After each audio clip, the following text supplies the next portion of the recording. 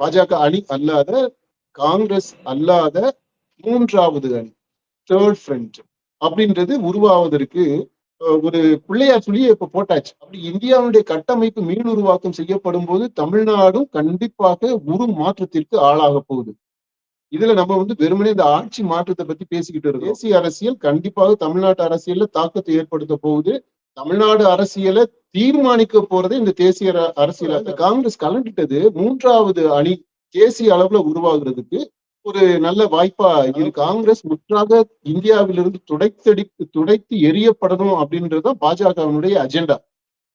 அது மிக விரைவாக, மிக சுமூகமாக நிறைவேறுவதற்கு இப்போ அடித்தளம் இந்த தாவேகா காங்கிரஸ் உறவு. அப்படி யார் வந்தாங்கனாலுமே தமிழ்நாட்டுல அது ஒரு சிக்கலை ஏற்படுத்தத்தான் செய்யும்.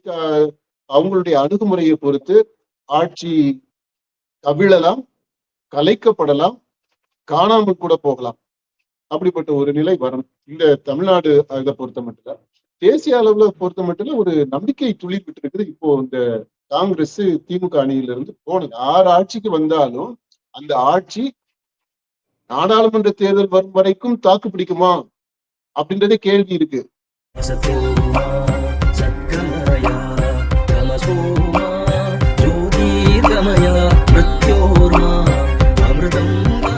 இந்த தமிழ்நாடு அரசியல்ன்றது இப்ப நம்ம பேசிட்டு இருக்கோம் இல்லையா, யார் ஆட்சி அமைக்க போறா, யார் அமைக்கல அப்படின்றது, இது தேசிய அளவுல, இந்திய அளவுல நடக்கிற அரசியலோட பிணைந்ததாக இருக்கு. அந்த டைமென்ஷனை பெரும்பாலான டிஸ்கஷன்ஸ்ல நம்ம பார்க்கவே முடியல. அதை நம்ம இப்ப பேசுறோம்னு நினைக்கிறேன். கூட அகிலேஷ் யாதவ் தன்னுடைய எக்ஸ் வலைத்தளத்துல ஒரு பதிவு போட்டிருக்காரு. அதாவது மம்தாவுடன் இருக்கிறதையும் திமுக தலைவர் ஸ்டாலின் கூட இருக்கிற போட்டோவையும் பகிர்ந்து நெருக்கடி காலத்தில் ஒருவரை ஒருவர் நாங்க கைவிட மாட்டோம் அப்படிங்கிற மாதிரி அவர் குறிப்பிட்டிருக்கிறாரு. இந்த தேசிய அளவில் ஒரு மூன்றாவது அணியை அமைக்கிறதுக்கான ஒரு முயற்சியா இதை எடுத்துக்கலாமா? ஆமா, கண்டிப்பா. ஏன்னா அது ரொம்ப ரொம்ப முக்கியமான பாயிண்ட். அதாவது தமிழ்நாடு அரசியலை பத்தி தான் நம்ம பேசிக்கிட்டு இருக்கிறோம். இப்ப இந்த தமிழ்நாடு அரசியல்ல இந்த தேர்தல் இப்ப நடந்துகிட்டு இருக்கிற இந்த கிரைசிஸ்ல முடிவு எப்படி இருந்தாலும், ஒருவேளை தாவிகாவை கூட ஆட்சி அமைக்கலாம், அல்லது அதிமுக தலைமையில ஒரு கூட்டணி ஆட்சி அமையலாம், அல்லது விஜய் அண்ணா தலைமையில ஒரு கூட்டணி ஆட்சி அமையலாம், எப்படி வேணாலும் இருக்கலாம். ஆனா இந்த ஆட்சி எப்படி நடக்க போகுது, தமிழ்நாட்டு மக்களுக்கு என்ன நடக்கும், என்ன விளைவுகள் இருக்கும், என்ன மாதிரியான தாக்கத்தை தமிழ்நாடு மக்களினுடைய வாழ்க்கையில் இந்த அரசு ஏற்படுத்தும், இவங்க எல்லாம் நலத்திட்டங்கள் எல்லாம் ஒவ்வொருத்தருமே அள்ளி விட்டு இருக்கிறாங்க இல்லையா, அந்த நலத்திட்டங்களை எவ்வளவு தூரம் செயல்படுத்த முடியும், இந்த ஆட்சி நிர்வாகம் எவ்வளவு தூரம் எஃபெக்டிவா செயல்பட முடியும், என்ன மாதிரி எல்லாம் இந்த அரசு நடத்துவதற்கான அந்த பொருளாதார மூலங்கள், அந்த சோர்சஸ் ஆஃப் இன்கம் எப்படி எல்லாம் வர முடியும், அதெல்லாம் எப்படி கட்டுப்படுத்தப்படும் அல்லது திறந்து வைக்கப்படும் அப்படின்றது எல்லாமே இந்த தேசிய அளவுல நடக்கக்கூடிய அந்த டைனாமிக்ஸ் அதை பொறுத்து இருக்கு. அது ரொம்ப முக்கியம். அதாவது irrespective of what is going to happen in Tamil Nadu now, இதோட சேர்ந்ததா தேசிய அளவுல இதனுடைய நீட்சி இருக்குது பாத்தீங்களா, அது ரொம்ப முக்கியமாக இருக்கு. என்ன பொறுத்த மட்டும் சொன்னா இதை விட அது ரொம்ப முக்கியமானதா எனக்கு படுது. ஏன்னா அதுதான் நீடித்த அளவுல இந்தியாவினுடைய கட்ட அமைப்பவே உருவாக்கக்கூடியதாக, மீள் உருவாக்கம் செய்யக்கூடியதாக இருக்கு. அப்படி இந்தியாவுடைய கட்டமைப்பு மீள் உருவாக்கம் செய்யப்படும் போது தமிழ்நாடும் கண்டிப்பாக மாற்றத்திற்கு ஆளாக போகுது. இதுல நம்ம வெறுமனே இந்த ஆட்சி மாற்றத்தை பத்தி பேசிக்கிட்டு இருக்கிறோம். இப்ப நடக்க போறது மாற்றம், அதுவே நடக்க போகுது. அது ஈவன் ஜியோகிராபிக்கலி, பொலிட்டிக்கலி, பொருளாதார ரீதியாக, எல்லா துறைகளையுமே, பண்பாட்டு ரீதியாகவும், ஏற்கனவே பண்பாட்டு ரீதியாக மாற்றங்கள் பயங்கரமா நடந்துருச்சு. இப்போ தமிழ்நாடு பண்பாடை எடுத்துக்கிட்டோம் அப்படின்னா, இந்த கல்ச்சரை எடுத்துக்கிட்டோம்னா, ஆங்கிலம், தெலுங்கு, கன்னடம் மட்டும் இல்ல, இதெல்லாம் பேசிக்கிட்டு இருந்தாங்க. இப்ப ஹிந்தி அப்படின்றது சரளமாக பேசக்கூடிய, பரவலாக பேசக்கூடிய ஒரு மொழி ஆயிடுச்சு. தாவேகா எம்எல்ஏஸே ஹிந்தில இப்போ பேச ஆரம்பிச்சிட்டாங்க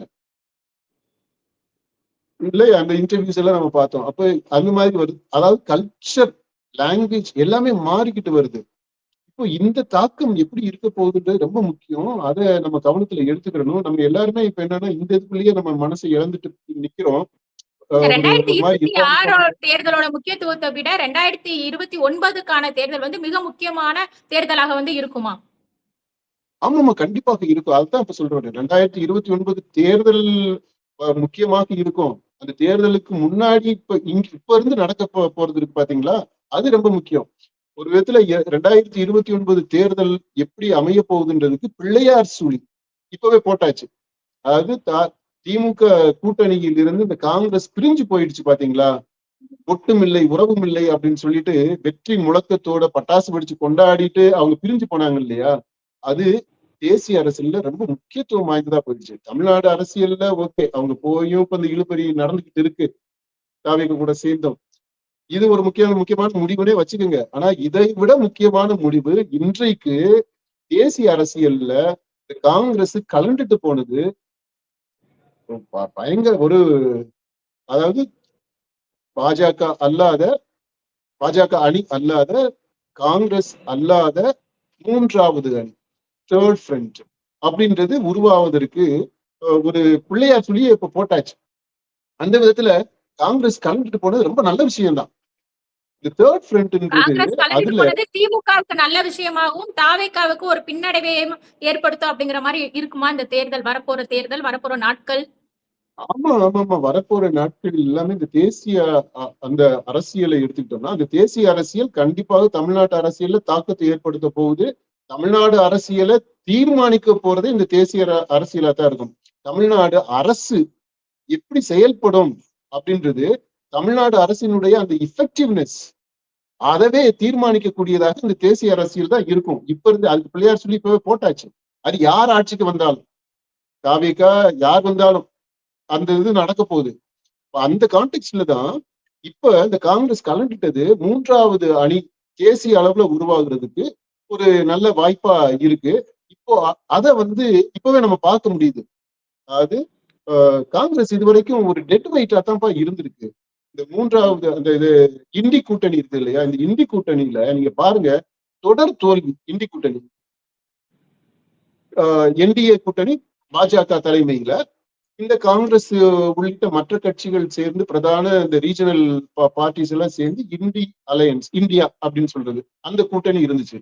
அந்த கூட்டணி ஏன் தொடர்ந்து தோல்விகளவே சந்திச்சுட்டு வந்தது? அடுத்து அந்த கூட்டணிக்குள்ளேயே அவ்வளவு முரண்பாடுகள் உரசல்கள் ஏன் வந்தது? அது எல்லாமே பாத்தீங்கன்னா இந்த காங்கிரஸாலதான். இப்ப இந்த காங்கிரஸ் போயிடுச்சுன்னு வச்சுக்கீங்களேன், காங்கிரசினுடைய அழிவு, அதாவது காங்கிரஸ் முற்றாக இந்தியாவிலிருந்து துடைத்து எரியப்படணும் அப்படின்றது பாஜகவினுடைய அஜெண்டா. அது மிக விரைவாக மிக சுமூகமாக நிறைவேறுவதற்கு இப்போ அடித்தளம் இந்த தாவேகா காங்கிரஸ் உறவு. இது எவ்வளவு முக்கியமானது அப்படின்றத நிறைய பேர் அது உணரவே இல்லை. இப்போ ஆனா அது இந்தியாவிற்கு நல்லது. இப்போ பாஜக அணியும் இந்த மூன்றாவது அணியும் தேசிய அளவுல காங்கிரஸ் அல்லாத மூன்றாவது அணியும் நேருக்கு நேர் மோதும். இந்த காங்கிரஸ்ன்றது வந்து ஒரு சப்பையா இருக்கும். அதுல பெருசாவெல்லாம் தாக்கத்தை ஏற்படுத்திட முடியாது அவங்களால. இந்த கூட்டணி கட்சிகள்லாம் இல்லாம தமிழ்நாட்டுல மட்டும் இந்த தாவேகா இருக்கிறதுனால ஏதோ கொஞ்சம் சத்தம் போடுவாங்க. சவுத்துல இந்த கேரளால அவங்க ஆட்சி இருக்குது, இங்க கர்நாடகா அப்புறம் தெலுங்கானா இந்த மாதிரி ஒரு இங்க சவுத்துல இங்க எல்லாமே கூட நேஷனல் பாலிடிக்ஸ்னு வரும்போது அங்க அந்த இதுவே மாறிடும். மக்களுடைய மனநிலையுமே மாறிடுது, ஓட்டிங் பேட்டர்னுமே மாறிடும்.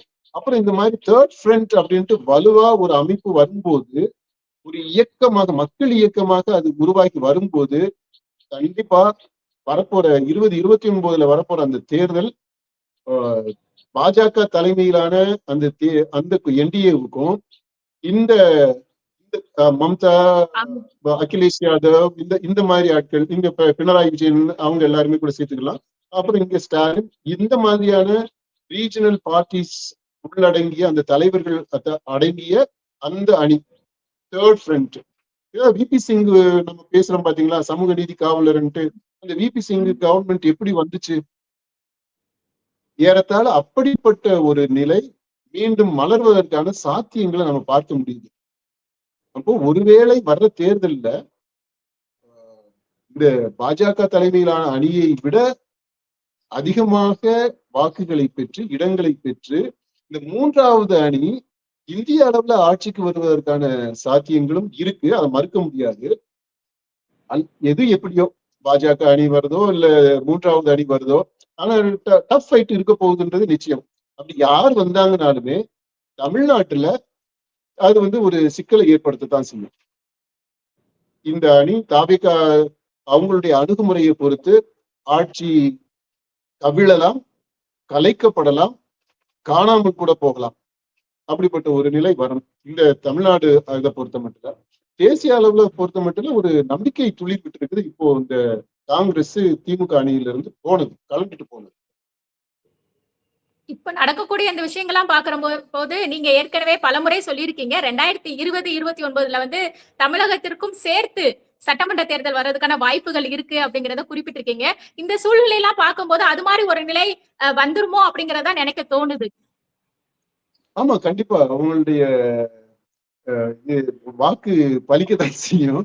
ஏன்னா அப்படிப்பட்ட ஒரு நிலைதான். கண்டிப்பா 2029 நாடாளுமன்றத்துக்கு தேர்தல் வருது, அது நிச்சயம். அந்த தேர்தல் ரொம்ப வித்தியாசமான தேர்தலா இருக்க போகுது. அந்த தேர்தல் காங்கிரஸுக்கு மரண அடியை கொடுக்க போகுது. காங்கிரஸோட சேர்ந்து இருக்கக்கூடிய எல்லா கட்சிகளுக்குமே மரண அடியை கொடுக்கக்கூடியதாக இருக்கும் 2029 தேர்தல்.